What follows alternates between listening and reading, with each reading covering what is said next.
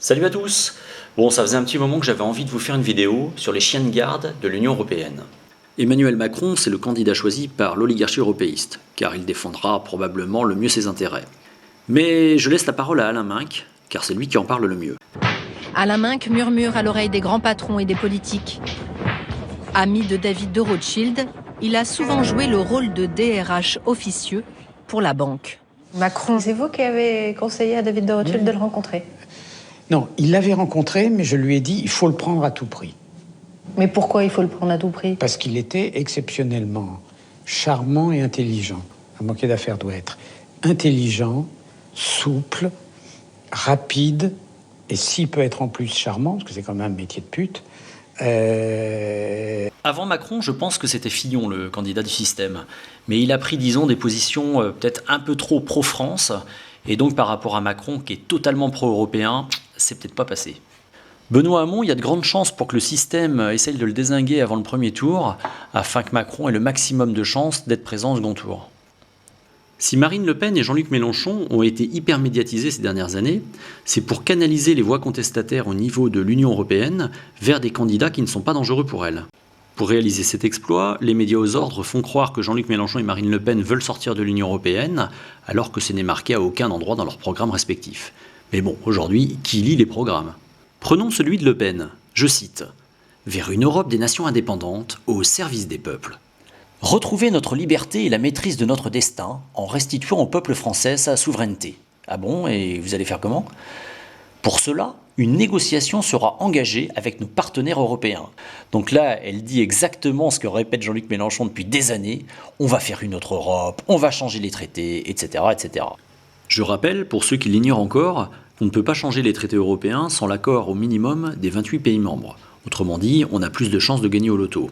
Donc tous ceux qui vous promettent une autre Europe depuis 20 ans vous mentent effrontément. Alors elle évoque tout de même un référendum sur, je cite, « notre appartenance à l'Union européenne ». Et là vous noterez que c'est assez subtil. Elle ne parle pas du tout d'un référendum où la question posée serait « voulez-vous rester ou non dans l'Union européenne ?» Donc ce référendum, la question pourrait être « est-ce que vous voulez une autre Europe ?» Voilà, donc on n'en sort pas, à aucun moment l'article 50 n'est évoqué, Marine Le Pen ne veut pas sortir de l'Union européenne. Mélenchon, c'est le révolutionnaire en carton, le Tsipras en puissance. Si par malheur il était élu, il ferait exactement comme Tsipras. Il gesticulerait pendant quelques semaines, et petit à petit il accepterait toutes les mesures d'austérité de l'Union européenne. Comme dirait Étienne Chouard, si Mélenchon passe à la télé, c'est qu'il n'est pas dangereux pour le système. Bref, vous l'aurez compris, aucun de ces candidats n'est dangereux pour l'Union européenne. Alors Marine Le Pen sert aussi d'épouvantail pour faire taire ceux qui osent critiquer l'Union européenne, en les faisant passer pour des fascistes. J'ai moi-même été traité de nazi pour avoir posté des vidéos d'Asselineau sur mon Facebook. Voilà, maintenant qu'on a fait le point sur notre Tsipras à la française, on va pouvoir revenir à nos médias aux ordres.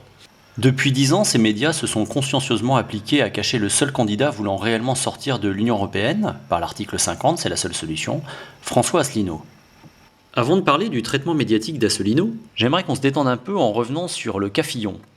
Depuis que Macron a été choisi par l'oligarchie européiste, Fillon est devenu, vous l'avez deviné, l'homme à abattre pour donner des voix à Macron. Parmi les tueurs à gages, on trouve bien sûr David Pujadas. Là, il essaye de déstabiliser François Fillon en invitant sur son plateau la romancière Christine Angot. À propos des histoires d'attachés parlementaires, vous dites « c'est légal ». Pourquoi les gens ont un sentiment d'injustice alors? Peut-être la réponse de François Fillon? Peut-être, non? Pour que ce soit un dialogue? C'est pas un dialogue. C'est pas un dialogue. C'est rarement un dialogue avec Madame Angot, c'est vrai. Le coiffeur de François Hollande, ça vous a pas choqué, naturellement. Ça ne vous a pas choqué. François Hollande n'a pas d'affaires. Mais qu'est-ce que vous en savez? Alors ce qui est rigolo, c'est que cette situation s'est finalement retournée en faveur de François Fillon. Cette espèce d'idiote utile qui n'a rien compris à ce qui se passe en ce moment s'est totalement fait retourner comme une crêpe par le candidat de la droite. Si vous voulez vous payer une bonne tranche de rire dans cette période où on n'a pas forcément envie de rire, je vous conseille vraiment de voir cette séquence en entier. Retour maintenant sur notre candidat électron libre. Depuis que François Asselineau a eu ses 500 signatures, les médias de masse ne peuvent plus faire comme s'il n'existait pas. Et donc, il s'obligeait d'en parler, tant qu'à faire en mal. Ça, c'est un article de Libération titré Asselineau, le complotiste aux 524 signatures. Alors, ajouter à cette phrase calomnieuse une photo peu flatteuse pour le candidat, ça c'est un procédé typique de ces médias aux ordres. Dans cette entreprise de calomnie, le service public arrive évidemment largement en tête, Radio France, France Télévisions, etc. Le pire du pire, c'est certainement France Info, qui relaie ici par exemple les propos de Rudi Reichstadt, un grand chien de garde de la pensée unique, fondateur du site Conspiracy Watch. Un homme adulé par toute la complosphère. François Asselineau est, avec Jacques Cheminade, l'entrepreneur politique qui a le mieux compris ce qu'il pouvait tirer du complotisme. Écoutez bien les propos édifiants tenus par Philippe Chevrolet, le président d'une agence de com, le 21 mars sur cette poubelle qui est devenue France Info. Alors je suis d'accord, peut-être Asselineau c'est stupide. Ces affiches déjà suivaient votre instinct. Quand on voit la tête d'Asselineau, l'instinct consiste à fuir quand même, il faut le dire.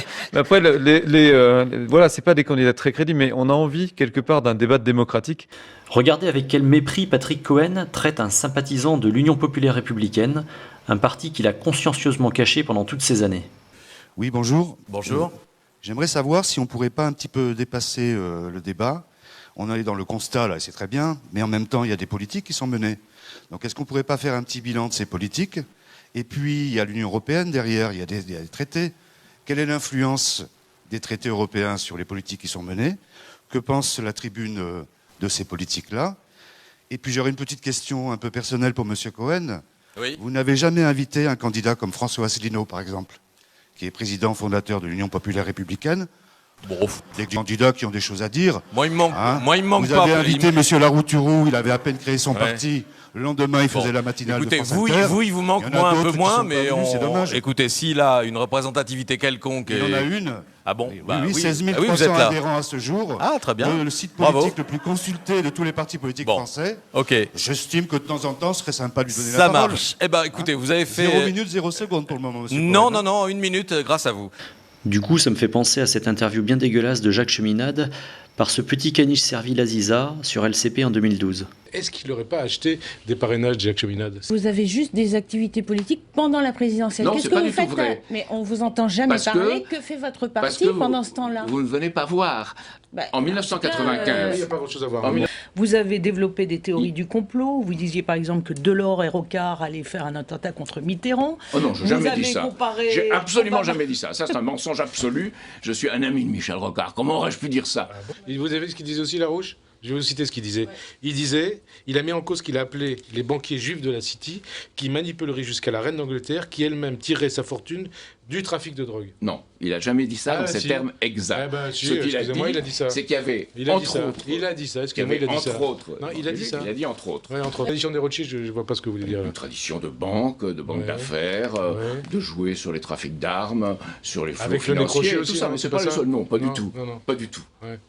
Si vous pensez que je suis antisémite, vous insultez ma famille qui s'est battue contre ce que représentait le nazisme. Je trouve votre façon de dire d'accord pas très courtoise. Non, mais je ne suis pas très courtoise. Est-ce que vous vous revendiquez comme une secte ou pas? Mais vous avez un tout petit nombre de militants. On vous voit apparaître qu'au moment des présidentielles. Après, vous redisparaissez. Vous propagez des idées complètement farfelues. Alors j'en profite quand même pour préciser que Jacques Cheminade ne veut pas non plus sortir de l'Union européenne. Ce n'est absolument pas dans son programme. Comme tous les autres, il dit vouloir une autre Europe. Caroline Forest, tout un poème. Alors dans les chiens de garde, il y a aussi des femelles. Et elle, c'est l'exemple parfait de la soumission au système. Aujourd'hui, François Asselineau, c'est une petite star de la composphère. Alors Cheminade, c'était plutôt la reine d'Angleterre qui voyait à l'œuvre absolument partout, même quand elle n'y était pas. Lui, c'est plutôt la CIA, il conteste la version officielle du 11 septembre. On va être obligé de le voir, on va être obligé de l'interroger, de lui poser des questions comme si c'était un candidat sérieux. Quand on a un appareil militant très solide, c'est très difficile de réunir ces 500 signatures. Donc effectivement, il y a quand même un mystère. Comment Asselineau fait-il, lui, pour les avoir presque d'un claquement de doigts, alors qu'il n'a pas cet appareil militant, qu'il n'a pas ces troupes physiques à l'œuvre qui vont de mairie en mairie. Donc là, Forest sous-entend exactement ce que sous-entendait Aziza par rapport au parrainage de Jacques Cheminade, qu'il les aurait achetés. Madame Forest, ou plutôt monsieur, je sais plus, vous ne seriez pas un petit peu complotiste ? On finit par un autre petit valet du système, Yannick Jadot, qui a déclaré à Sciences Po Lyon le lundi 20 mars 2017 à propos d'Asselineau, je cite, « Ça ne me dérange pas trop qu'il ne participe pas au débat, il est barge lui ». Bon, ce qui est rassurant, c'est que quand on commence à invectiver les gens, c'est qu'on n'a plus beaucoup d'arguments à apporter. J'ai entendu récemment un journaliste sur France Info assimiler les soi-disant complotistes à des terroristes. J'invente rien. Et du coup, ça m'amène à me poser la question, quand est-ce que des opposants politiques ou des artistes autoproclamés comme moi se verront fichés S ou assignés à résidence ? À suivre.